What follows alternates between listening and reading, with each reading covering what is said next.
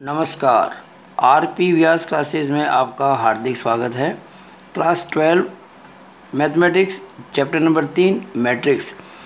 आज मैं video lecture number 14 आपके सम्मुख प्रस्तुत कर रहा हूं।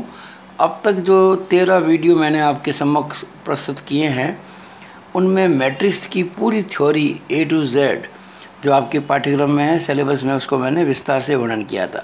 हर मुख्य बिंदु को मैंने समझाया था। आज और कल एक दो वीडियो के अंदर मैं आपको एग्ज़ाम से संबंधित क्वेश्चंस करवाऊंगा और कुछ अन्य प्रश्न जो काफ़ी कठिन होते हैं और एग्ज़ाम में आ सकते हैं उनको करवाऊंगा। तो पहले मैं 2019 का प्रश्न कर रहा हूं। इसमें दो मैट्रिक्स ए और बी दिए हैं और आपको सिद्ध करना है, आपको प्रूव करना है कि ए इंटू बी का ट्रांसपोज बराबर बी का ट्रांसपोज गुणा ए का ट्रांसपोज। ये प्रॉपर्टी भी है और इस प्रॉपर्टी को हमें प्रूव करना है इस एग्जाम्पल के माध्यम से। तो आप ध्यान से देखेंगे कि मैट्रिक्स ए जो है उसका क्रम यानी ऑर्डर है 2 बाई 2 का, 2 रो है और 2 कॉलम है। मैट्रिक्स बी में भी 2 रो है और 2 कॉलम है और ये हमको सिद्ध करना है। तो काम को हम करते हैं स्टेप बाय स्टेप।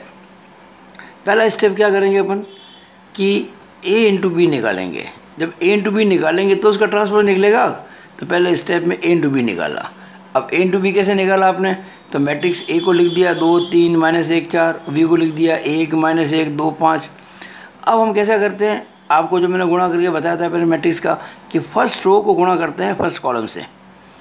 तो 2 और 1 का गुणा करेंगे, 3 और 2 का गुणा करेंगे, उनको जोड़ेंगे। देखिए 2 × 1 2, 3 × 2 6, ये लिख दिया मैंने 2 + 6। फिर 2 का -1 से और 3 का 5 से, 2 × -1 -2, 3 × 5 15, तो -2 + 15 ये लिख दिया।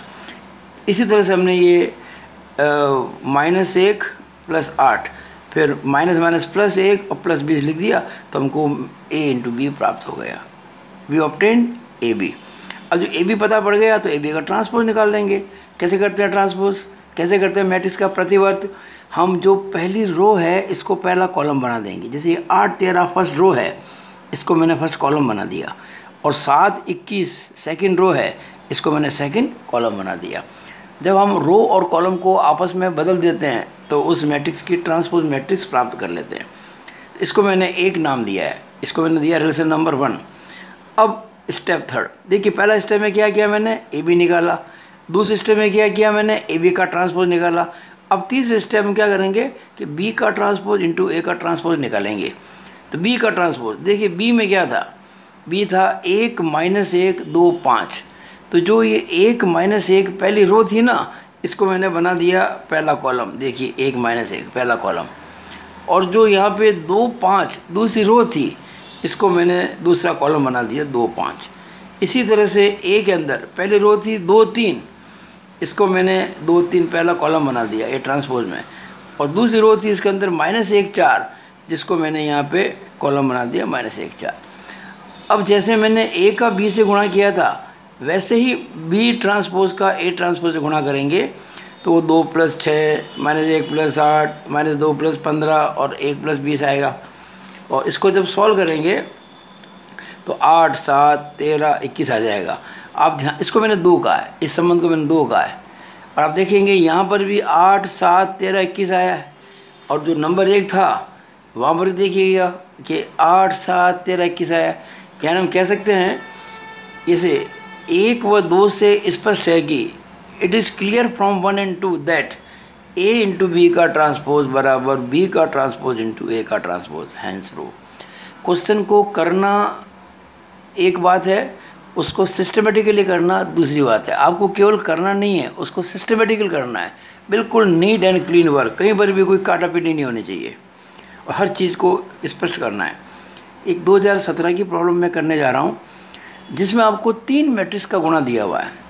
You have given product of 3 matrices. पहली मैट्रिक्स x -5 -1, ये एक रो मैट्रिक्स है कि इसके अंदर एक ही रो है, कॉलम 3 है। दूसरी है 1 0 2 0 2 1 2 0 3, इसका ऑर्डर कितना है, 3 तो रो है और 3 कॉलम है, तो 3 बाई 3 का। फिर तीसरी है x पहली रो में 4, दूसरी रो में 1, तीसरी रो में कॉलम 1 है, it is a column matrix. और इज इक्वल टू इसमें लिखा हुआ है 0। एक्चुअली ये 0 नहीं है, ये कैपिटल O है जिसको कहते हैं अपन नल मैट्रिक्स। अगर ये तीनों मैट्रिक्स का मल्टीप्लाई करके नल मैट्रिक्स आता है तो हमको x का मान ज्ञात करना है। We have to find the value of x if it is given. अब एग्जाम में तो आपको ये सब कुछ दिया होगा, अब क्वेश्चन को अटेम्प्ट कैसे करें। तो क्वेश्चन को अटेम्प्ट करना भी एक आर्ट है, एक कला है। कैसे सिस्टमेटिकली लिखा जाए, कैसे इसको काम सब करते हैं, आंसर भी आता है लेकिन नंबर पूरे नहीं आते हैं क्योंकि वो काम सिस्टमेटिक नहीं होता है। तो आप देखिएगा हम शुरू ऐसे करेंगे। लेट, हमने इस पहले मैट्रिक्स को ए नाम दे दिया, लेट यानी कि माना कि ए बराबर ये जो था ना मैट्रिक्स x - 5 - x, इसको मैंने एक कह दिया और यहाँ इसका ऑर्डर लिख दिया कि एक रो है और 3 कॉलम है, लिख दिया यहाँ पे 1 × 3। फिर b = जो था वो लिख दिया हमने और ये 3/3 लिख दिया और c = मैट्रिक्स लिख दिया, इसका लिख दिया 3 तो रो है और 1 कॉलम है। इससे क्या क्लियर हो गया, आपने इसको ए का है, इसको ए का है, इसको बी का है, इसको सी का है। अब बार बार ये नहीं लिखना पड़ेगा आपको, बार बार नहीं लिख के ए बी सी इस प्रकार लिखेंगे अपन। अब देखिएगा हमको चूँकि ए बी सी दिया हुआ है तो आपको जब मैंने एसोसिएटिव प्रॉपर्टी बताई थी तो आपको एक बात कही थी कि अगर ए बी डिफाइंड है और बी सी डिफाइंड है तो ए बी सी का मल्टीप्लाई भी डिफाइंड होगा, ठीक है ना। ये बात मैंने आपको कही थी और वो हम करने जा रहे हैं। तो पहले हम क्या करेंगे कि जो a × b है ना, इसका ऑर्डर निकालेंगे, a × b का ऑर्डर। देखिएगा a का ऑर्डर था 1 × 3, b का ऑर्डर था 3 × 3, तो ये 3 3 मैच कर गया तो ये 1 3 रह गया। इसका मतलब a × b का ऑर्डर क्या होगा 1 × 3, ये हो गया a × b का ऑर्डर। अब निकालते हैं अपन a × b × c का ऑर्डर। अब देखिए ए बी का ऑर्डर तो अभी भी मैंने बताया आपको 1 × 3 था, जस्ट अभी किया था, और सी का ऑर्डर आपको पता है 3 × 1 है। यहाँ 3 3 मैच कर गया, इसका मतलब 1 × 1 यानी कि ये होगा 1 × 1 यानी कि 1 रो और 1 कॉलम। इसका मतलब सिंगलटन मैट्रिक्स, यानी इसमें केवल एक ही एलिमेंट आएगा। नाउ इट ऐसे कहेंगे इट इम्प्लाइज दैट, अर्थात ATQ according to question, Hindi में कहेंगे प्रश्नानुसार, AB × C बराबर नल मैट्रिक्स। ये आपको कह रखा है क्वेश्चन में, हम नहीं कह रहे हैं, ये क्वेश्चन में कह रखा है। क्वेश्चन में आपको ये कह रखा था दिस × दिस बराबर नल मैट्रिक्स। यहाँ मैंने इसको ABC लिख दिया और AB को मैंने साथ ले लिया, एसोसिएट कर दिया। अब देखिएगा इसका मतलब A × B × C बराबर। अब यहाँ खास बात है, हमने क्या किया था आपको याद हो तो AB × C का मैंने ऑर्डर निकाला था, वो आया था 1 × 1 यानी कि 1 रो और 1 कॉलम।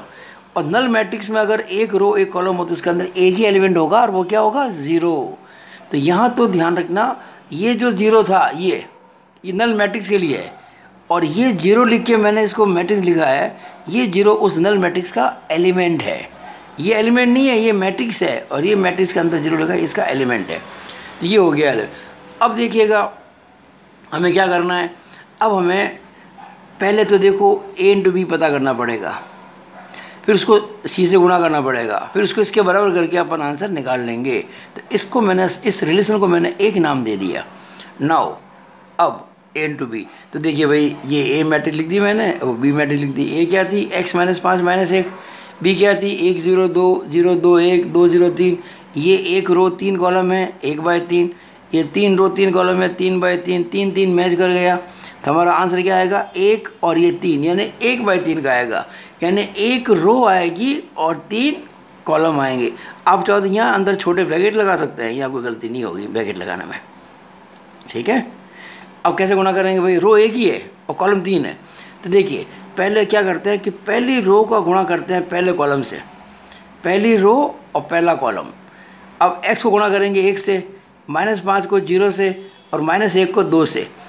जब मैं x को 1 से गुणा करूँगा तो क्या आएगा x, ये लिख दिया x।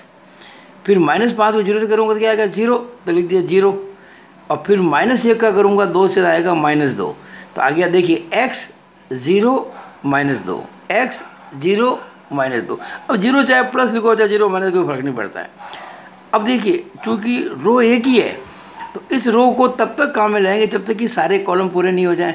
तो मैंने अभी पहले रो को गुणा किया था पहले कॉलम से, अब करूँगा इस रो को सेकंड कॉलम से, फिर वही x × 0 -5 × 2 और -1 × 0। तो 0 से गुणा करके 0 आना है, तो क्या आ जाएगा 0 -10 और 0, देखिएगा 0 -10 और 0 0 आगे माइनस लगा दिया। अब पहली रो तीसरा कॉलम, तो x into 2 2x, -5 into 1 -5, -1 into 3 -3, तो क्या आ गया 2x -5 -3, 2x -5 -3। और अब इसको थोड़ा सिंप्लीफाई करेंगे तो x -2 ये -10 और ये 2x -8। अब हम करेंगे AB को C से गुणा, AB निकल गया। ये देखिए एक रो थी और 3 कॉलम थे। यहाँ मैं आपका ध्यान बढ़ाना चाहूँगा, ये जो आपने लिखे एलिमेंट हमने यहाँ पे, ये इनको बिल्कुल पास कर देंगे तो गड़बड़ हो जाएगा। कई बार बहुत भ्रमित हो जाते हैं स्टूडेंट्स, और इसको कुछ ऐसे भी केस माने मैंने, कुछ बच्चे इसको 1 2 3 4 5 कॉलम मान लेते हैं। अरे भाई ये एक ही है, x में से 2 घटाया, इसको एक एलिमेंट कहेंगे। यहाँ -10 एक एलिमेंट है, यहाँ ये एलिमेंट है, 3 कॉलम है ये। अब देखिएगा हमें AB इंटू C पता करना है, तो AB मैंने अभी भी निकाला x -2 -10 और 2x -8, और C जो है वो x 4 1, C हम पहले से कह चुका ना, C को आपको याद होगा, C को मैं कह चुका हूँ x 4 1। ये देखिएगा ये हमारा C x 4 1। तो अब देखिएगा गुणा करेंगे, गुणा कैसे करेंगे भाई? अब ध्यान से देखें तो AB का क्या था ऑर्डर, 1 इंटू 3 का, और इसका क्या है 3 इंटू 1 का, तो 3 3 मिल गया, तो 1 इंटू 1 का। इसका मतलब एक रो और एक कॉलम, ये एक ही रो है, और ध्यान रखना ये कॉलम भी एक ही है। ये बीच में प्लस तो लगे हैं इनको गुणा करके जोड़ने के लिए। कैसे गुणा करेंगे? पहली रो का पहली कॉलम से, एक ही रो है एक ही कॉलम है, तो x को गुणा करेंगे x -2 से, -10 को गुणा करेंगे 4 से, और 2x -8 को गुणा करेंगे 1 से। ऐसे लिखेंगे x into x -2 plus -10 into 4 plus 1 into 2x -8। इस तरह से कर दिया हमने। और अब जब ये गुणा करेंगे तो आपको ये प्राप्त हो जाएगा, सॉल्व करने से AB इंटू C बराबर, वो जब गुणा करेंगे तो देखिए ध्यान से आप, क्या आ रहा है यहाँ पे x इंटू x -2, यानी कि x स्क्वायर -2x, तो ये आ गया x स्क्वायर -2x। फिर क्या आ रहा है? फिर आ रहा है -10 इंटू 4, यानी कि -40, ये आ गया -40। फिर क्या आ रहा है आपके? फिर आ रहा है 2x -8 इंटू 1, यानी कि 2x -8। इसको हल करेंगे, सॉल्व करेंगे तो -2x से +2x कट जाएगा, और x स्क्वायर -40 -8 x स्क्वायर -48, ये आ गया x स्क्वायर -48। ये AB इंटू C आ गया। नाउ हमने जो एक रिलेशन कहा था 1, ये देखिएगा हमने 1 रिलेशन कहा था, ये देखिए ये रहा, कहा था नहीं यहाँ 1 पे कि AB इंटू C बराबर 0, तो यहाँ पे ये हम करेंगे, देखिए ऐसे है ना। तो ये from relation 1 AB into C बराबर 0, ये 2 मैट्रिक्स हैं, दोनों बराबर हैं, इक्वल है, और इक्वल मैट्रिक्स दोनों ही, और ये जो ऑर्डर है इस मैट्रिक्स का, ये भी 1/1 का है और ये भी 1/1 का है। यानी ये जो वैल्यू आई है इस मैट्रिक्स की, जो मैट्रिक्स वैल्यू नहीं, इसके जो एलिमेंट्स हैं, एक एलिमेंट है x स्क्वायर -48 और ये 0, तो ये दोनों हो जाएंगे बराबर, x स्क्वायर -48 बराबर 0। इसका मतलब इट इम्प्लाइज x स्क्वायर बराबर 48, इट इम्प्लाइज x बराबर +- 48 का square root, it means x बराबर +- 16 इंटू 3, 16 का स्क्वायर रूट कितना होता है 4, और 3 का रूट 3, तो +-4√3 इसका आंसर आ गया। हम जब इक्वेशन सॉल्व करते हैं तो ये इम्प्लाइज लगाना ज़रूरी है। कई स्टूडेंट इम्प्लाइज लगाते ही नहीं है, हर जगह ये बराबर कर देते हैं, उससे नंबर कट जाते हैं। इन बातों को आपको ध्यान में रखना है। और आपको मेरा ये वीडियो कैसा लगा? अगर आपको ये वीडियो अच्छा लगा हो तो इसको लाइक करें, मैक्सिमम शेयर करें, और अगर आपने मेरे इस चैनल को सब्सक्राइब नहीं किया है RP व्यास क्लासेस को, तो तुरंत सब्सक्राइब करें, और इससे आपको मेरे सारे वीडियो मिलते रहेंगे। केवल 12वीं के नहीं, मेरे कई विषयों पे मेरा काम चल रहा है, कुल 11 विषय पे काम चल रहा है, अलग अलग इंजीनियरिंग कॉलेज के, पॉलिटेक्निक कॉलेज के, 9 to 12, तो हर फील्ड के अंदर मैं इसमें काम कर रहा हूँ, और आपको बहुत लाभ होगा इससे। ठीक है, it is all over about the video. Thank you.